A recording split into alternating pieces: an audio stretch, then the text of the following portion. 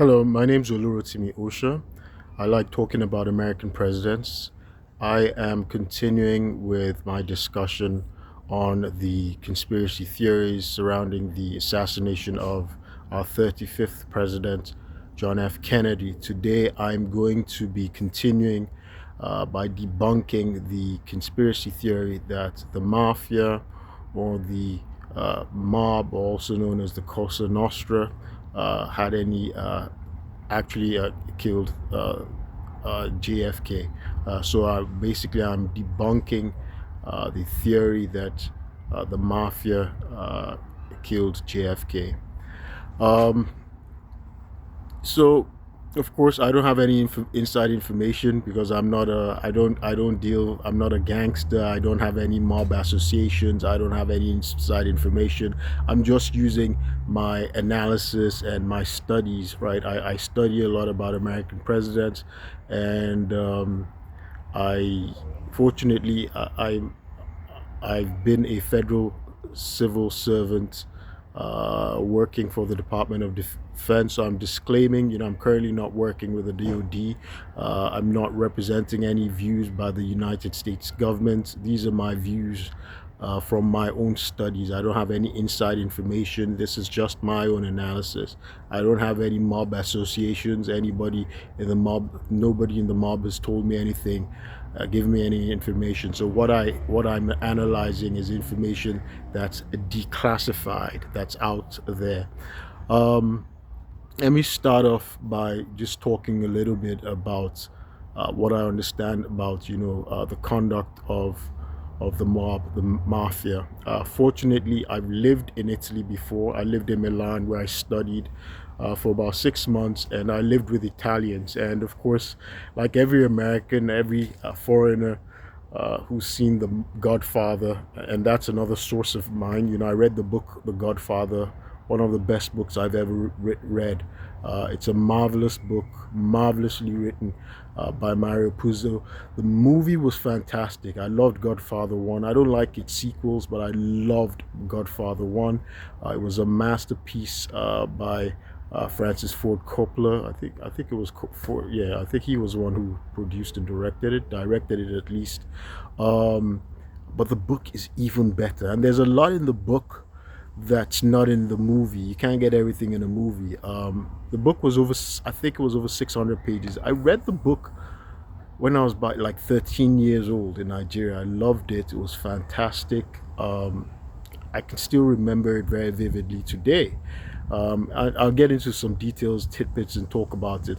The character Sonny Santino was a very funny character. The first son of the Godfather, and later on I'll give some details about what Mario Puzo had actually written about Sonny. So there were so many interesting things that Mario Puzo wrote, but importantly, he also talked about the organization of the mafia. He gave a little bit of insight, right? There's a boss of bosses, and that the mafia, they have a way they conduct themselves. They're very hierarchical, and they have they enforce strict order. They have this orderliness about them, and it's a reason.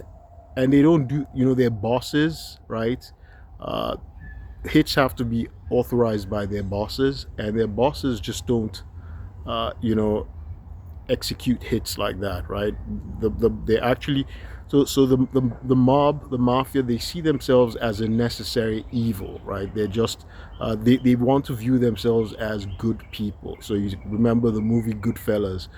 They see themselves as needed, right? They deal with organized crime, right? And that's why there's the word organized, that crime is part of society. For instance, judges would go and drink alcohol. They had a particular rise during the time of prohibition.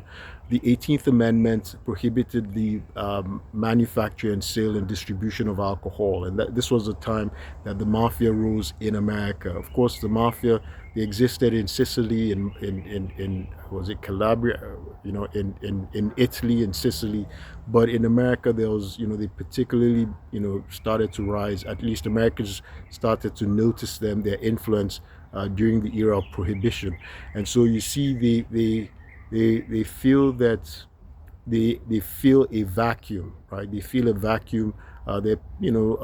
Society wants to drink alcohol, and this alcohol is prohibited, and so they provide it for them. They provide it for society, or sometimes you see they control prostitution. Prostitution is illegal, and that's another reason why people say, well, hey, they need to legalize prostitution in the whole of America, not just is it in Nevada or Las Vegas, but that they need to legalize prostitution so the government itself can regulate it and protect females and stop the trafficking. So the mafia provides that organization for things that are prohibited, that society indulges in, right? Like drinking during the time of prohibition, drugs, right? The sale of drugs, use of a black market. So these are things that they're interested in. The killings are, again, from the movie in Godfather, where the Turk Solozo, he said, killing, blood is very expensive. He's a businessman, and they're not exactly butchers, but sometimes they have to enforce certain things. And I expect, from what I read, that these killings, executions are done when there's a war, right? As a necessary war, like a civil war, like there's a coup, like an overthrow. They're trying to overthrow a family. They're going to war, and that's when killings are done, right? So the killing of a president, and so the other thing is, I was trying to talk about the image. So you get to see the image of the mafia. They're very big on being viewed as good people, right? Being necessary, not as butchers, right? Being respectable. So you remember. Even the time of Al Capone, the notorious gangster. By the way, Al Capone was not jailed, imprisoned. He was not convicted for killing anybody. He was convicted for tax evasion, right? But we're aware that at least the public, is aware that he probably was behind a lot of deaths and probably killed people himself. But the thing is, he was convicted for tax evasion. Al Capone also had another image, right, as a man of the people. During the era of the Depression, the Great Depression, Al Capone actually he paid for soup lines, feeding thousands of unemployed Americans every day in Chicago, or wherever his turf was, right? So he provided free coffee, free donuts, free soup, soup for thousands of unemployed people every day. So you can see they had this image of respectability that they cultivated. That's the top, the echelon, the top echelon, the bosses, and that's where the instructions to kill anybody, that's where it comes from. So you can see they have this image of respectability. When you remember the movie The Godfather itself, you see Marlon Brando, he had this dignified air about him, right?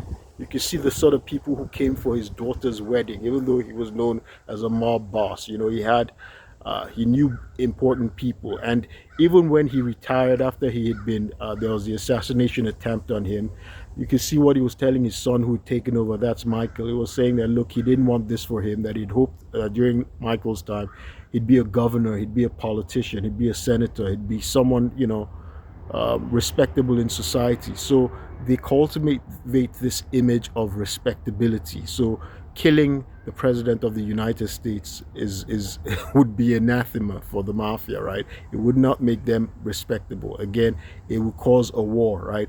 The mafia sees themselves as some kind of a government, right? They're a government within a government, right? And there's something, again, they feel they feel a vacuum, and they're necessary evil, right? There's certain fields, certain businesses that people typically know that they're controlled by the mafia, and there's no disruption, right? Society is aware of that, at least in modern times. I remember when I was in law school and I did antitrust, our professor, was saying it. They asked, okay, which businesses are known to be controlled by the mafia? They're legitimate businesses, and everybody knew. Uh, Garbage disposal, right? Trash collection. It's controlled by the mafia, right? There's certain businesses everybody Casinos, okay, hey, it's probably owned by an outfit, and these are legitimate businesses in society, right? So they have this image of respectability that they cultivate. So they're like a government. They don't want to cause any friction, just like governments of the world don't want to go to war. So killing the president of the leader of the free world, that's the civil war that's probably going to end in the destruction of the mafia, right? So that's not something they're going to organize, even if somebody came to them and said, do this. So I'm trying to just give a general image of, the image of respectability cultivated, very important to the mafia. And by the way, the movie The Godfather, did you know that the mafia actually gave their approval for that movie, The Godfather? Right? If they didn't want that movie to be done, it would not have been done. But they liked it. They thought Mario Puzo and the director, the producer, they thought that they portrayed the mafia in a respectable, dignified fashion, right? So that they were organized, they were orderly, right? They were respectable, and they felt they had an important part in society, right? And that they were not exactly outcasts, and that's what the mafia tries to do. So with respect to government, they actually have a code that they don't kill prosecutors. You see, prosecutors lock them up all the time. If the mafia didn't have a code that, okay, don't kill prosecutors, don't kill state attorneys, right, they would have been getting rid of them, right? So they have a code that don't kill prosecutors, right? Don't kill even cops. They'd rather buy you over. That's the thing. They'd rather have you in their pockets. They'd rather buy you over. Buy judges. No, they don't go. The mafia won't kill judges. They won't kill prosecutors. Why would they kill the president of the United States, right? I'm going to get into other reasons, justifications, reasons why they've claimed that, the mafia had incentive to kill the president of the United States. Somebody might have been setting them up to make it look like they did it, but no, or an entity or an outfit. But no, the mafia, that's not the way they operate. It's not consistent with their desire to cultivate that respectability. And again, killing the president of the United States, it's not a war they will win. It's something they understand. It's not a war they will win. They like to have that acceptance in society. Again, they don't just go and disrupt stuff. I remember my roommate in Italy was telling me, look, everybody knows the mafia basically controls every major institution, every major thing in Italy, right? But they don't come out, and they don't showboat, they don't make noise. Nobody even knows. You wouldn't even know who's in the mafia. Nobody knows. They're like an invisible, they're like an invisible hand that's everywhere, right? And that's the secret. They're subtle. They say, if they were saying, like, if they go out and start shouting and start cursing out the mafia, that they hate the mafia, if a mafia guy is out there, he's not going to tell them shut up. He's not going to disrupt them. He's not going to teach them a lesson. He might even join you, right? If a mafia person is there, they might even join you and curse out the mafia as well. So they don't disrupt things. They're subtle. They operate covertly, right, in a subterranean fashion, but their influence is everywhere, right? So they don't disrupt things, and they're very subtle in the way they operate. And killing the president of the United States out is not subtle. And you notice in their killings, they send a message that it's done in a certain way. So the leaders of organized crime would never. It's something, killing the president of the United States. It's a hit they would never order, right? You'd actually see sometimes they like to help the government, so that even if the CIA came to them and said kill the president of the United States, they wouldn't do that, right? Then again, they're leaders of organized crime. They're very smart, right? They think many steps ahead.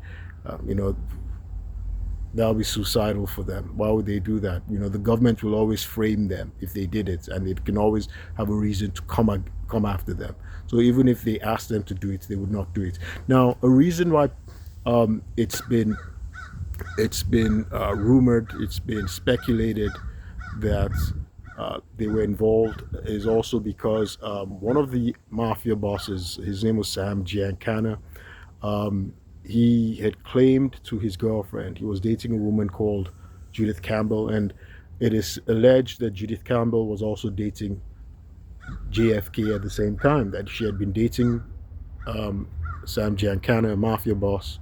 At the same time, she was dating JFK, and she was actually functioning as a courier, right, between both of them, and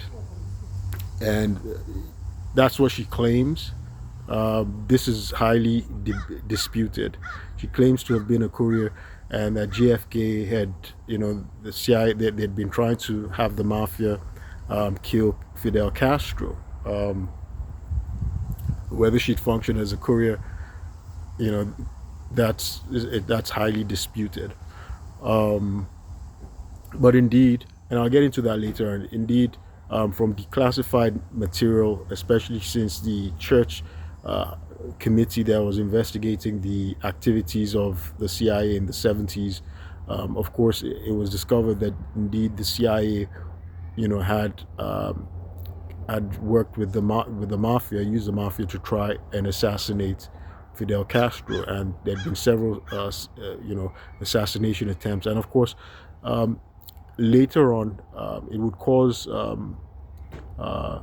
President Ford, Gerald Ford, to issue an executive order that prohibited any federal government employee, any that the U.S. federal government, from participating in any political assassinations, domestic or foreign. So, again, uh, political assassinations are illegal. They're against jus belli, that's laws of war. You can't do it. They're contrary to, international human rights law and laws of war, jus belli. So you don't do that. Even though, yes, indeed, from declassified material, the CIA in the 50s and 60s, they had their units experimenting on mind control and using psychoactive drugs and other methods to try and control people involuntarily to actually conduct political assassinations. And I'll get into that later on. I think I'm going to do a subsequent video. They had a program, called MK Ultra, and they were, using, you know, LSD, various psychoactives, and various techniques, biological, chemical, and radiological means uh, to interrogate people, and also execute mind control to get people to commit political assassinations. And this might be something that's relevant to Lee Harvey Oswald, right? Because it's been disclosed that the CIA had numerous contacts with Lee Harvey Oswald. He was under surveillance, and because he was in the military, he'd been court-martialed. He's this sort of person that was of interest, that was actually used in this MK Ultra program. They used, the declassified material, and from the church investigation, it was discovered that about 4,000 people, military personnel, had been used, especially people who had been court-martialed, and who didn't give their consent, but they were used to conduct these mind control experiments and use of psychoactive drugs for in interrogative techniques, and just and much earlier to conduct political assassinations, which are prohibited, and of course the United States has gone on to prohibit them. So let me go back to discussing uh, the why people have speculated that the mafia may have been involved in the assassination, but which has been discredited. So Sam Giancana and JFK were both dating Judith Campbell, and so Judith Campbell, she wrote her memoirs, and uh, the FBI has denied her claims, which it would, but the FBI has confirmed that she had significant phone contact. There was significant phone contact between her and JFK. So she probably may have been in a relationship with JFK. In fact, she claimed in a book that to have been pregnant for JFK, and she aborted the pregnancy. I don't know. Long time ago when I was in Nigeria, actually she did a documentary. I had a friend who was very interested in things like that, the Mafia, the CIA. So he had this whole video, right? Lots of all these videos on documentaries, and so I saw a documentary in which she was discussing, her relationship with JFK and Sam Giancana, and she claimed that Sam Giancana, when she was dating him, was pissed with JFK because her brother, his brother Bobby Kennedy, who was the Attorney General, was going very aggressively against the mob. Right, he was trying to shut down and eliminate the mob. This was, in the way the deal with Department of Justice was going after the mob. And she claimed that Sam Giancana had said, well, that JFK would not have been president without his help, that he put him there. Now, Sam Giancana was probably, just showboating, and, but, well, they do say that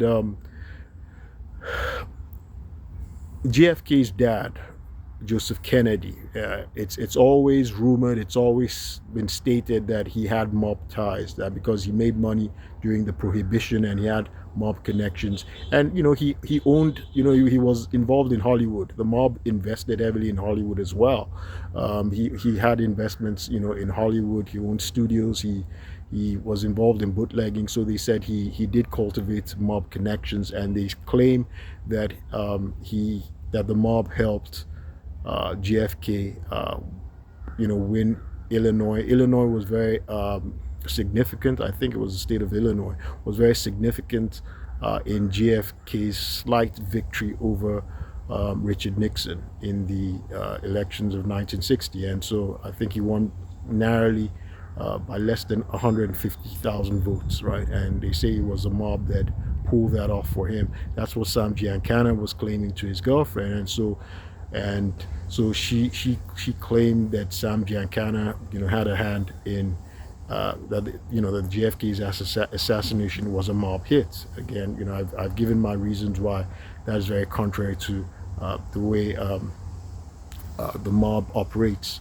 In any event, the mob, from declassified material, the mob was assisting the CIA in assassination attempts on Fidel Castro. So it is said that the CIA had enlisted the help of Sam Giancana, a guy called Johnny Rosselli, and a Santo Trafficante Jr. And of course, the attempts to assassinate Fidel Castro failed, right? There was a reason why the mob had an incentive to eliminate or overthrow Fidel Castro, because when he took over, in a communist dictatorship in Cuba, lucrative, profitable casino businesses that the mob owned were shut down, right? So they wanted their businesses back. They wanted their profit-making casinos in Cuba back. So they had an incentive to want to, assassinate Fidel Castro. But this failed because Fidel Castro, apparently he survived hundreds of assassination attempts, it is said. He survived the most assassination attempts of any dictator. But he went on to live into, I think he was a nonagenarian, a good old age, and his younger brother, Raul Castro, succeeded him. So those assassination attempts did not succeed. Because they're illegal, of course, the CIA had a motive to try and cover up their dealings with the mob, right? It doesn't look good. So that could have been a reason, because later on the Warren Commission that was set up in 1964, their report, Alan Foster, Alan Dulles, who was younger brother of John Foster Dulles, who had been Secretary of State. Alan Dulles himself was the longest serving CIA director. He had been fired by JFK, and he was on the Warren report. It is said that he coached, the CIA and witnesses, how to cover up and hide their dealings, in the Castro assassination attempts. So, yes, a guy called Jack Ruby who owned a strip club, so probably had some mob dealings. That's what is said. Um, he ended up killing Lee Harvey Oswald 2 days after the assassination of JFK by Lee Harvey Oswald. So they say, well, there was an attempt by the mafia to silence Lee Harvey Oswald. And of course, we don't know what Lee Harvey Oswald would have revealed. Um, but I think, from the way I analyze things, I think, um, yes, the mob may have been trying to silence, maybe that was the CIA recruiting the mob to cover up uh, the association, right? The Because the time the CIA had been using the mob to try to assassinate Fidel Castro, this wasn't known to the public. This only got revealed in the 1970s investigations, congressional investigations and reports, right? The Church Committee and House Select later House Select uh, Committee on Assassinations, and the Church investigations on, and the Rockefeller investigation on CIA activities and intelligence community activities. That's when these were revealed, many years, over a decade after JFK had been assassinated. And so, yeah, the mob and the CIA had uh, a motive, an incentive in silencing,